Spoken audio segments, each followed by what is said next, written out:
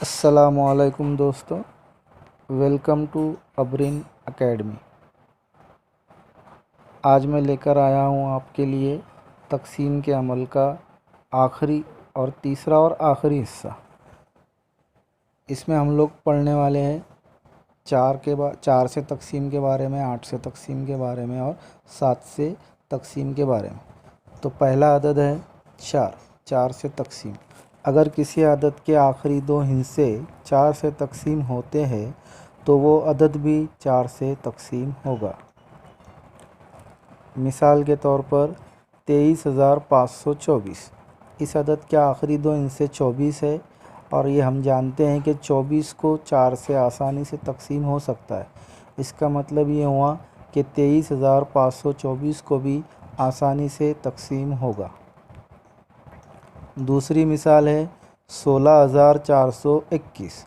इस अदद के आखिरी 2 हिस्से है 21। 21 को 4 से तक़सीम नहीं हो सकता, मतलब 16,421 को भी 4 से तक़सीम नहीं हो सकता। अगली अदद है 8 से तक़सीम। अगर किसी अदद के आखिरी 3 हिस्से 8 से तक़सीम होते हैं तो वो अदद 8 से तक़सीम होगा। मिसाल के तौर पर 5,34,96,192। इस अदद के आखिरी 3 हिस्से है 192।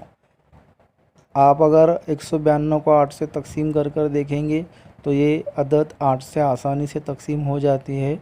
इससे साफ ज़ाहिर होता है कि 5,34,96,192 को भी 8 से आसानी से तक़सीम हो जाएगा। कुछ मिसालें आप लोगों को हल करने के लिए दी जा रही हैं। आप लोग इसकी घर पर प्रैक्टिस कीजिए और हल करने की कोशिश कीजिए। आगे बढ़ने से पहले मैं एक बात कहना चाहता हूं कि अभी तक अगर आपने मेरे चैनल को सब्सक्राइब नहीं किया है तो लाल बटन दबाकर चैनल को सब्सक्राइब कर दीजिए। बेल आइकॉन की घंटी को भी दबा दीजिए ताकि इससे आपको मेरे आने वाली वीडियो की नोटिफिकेशन मिलती रहे। अगला अदद है 7 से तक़सीम। अगर दिए हुए अदद के आखिरी हिस्से का दुगना बचे हुए अदद में से तफरीक किया जाए और हासिल होने वाली अदद को 7 से तक़सीम होता है तो इस अदद को भी 7 से तक़सीम होगा। मिसाल के तौर पर 196। इसका आखिरी हिस्सा है 6 का दुगना करेंगे तो कितना आएगा 12। बची हुई अदद क्या है 6 आखिरी हिस्सा था और बची हुई अदद क्या है 196 का 6 जो है तो आखिरी हिस्सा है और बची हुई अदद क्या है 19 है। 6 का दुगना 12 आया। 19 को 12 में से तफरीक करने के पर 7 बचता है और 7 को 7 से आसानी से तक़सीम होता है।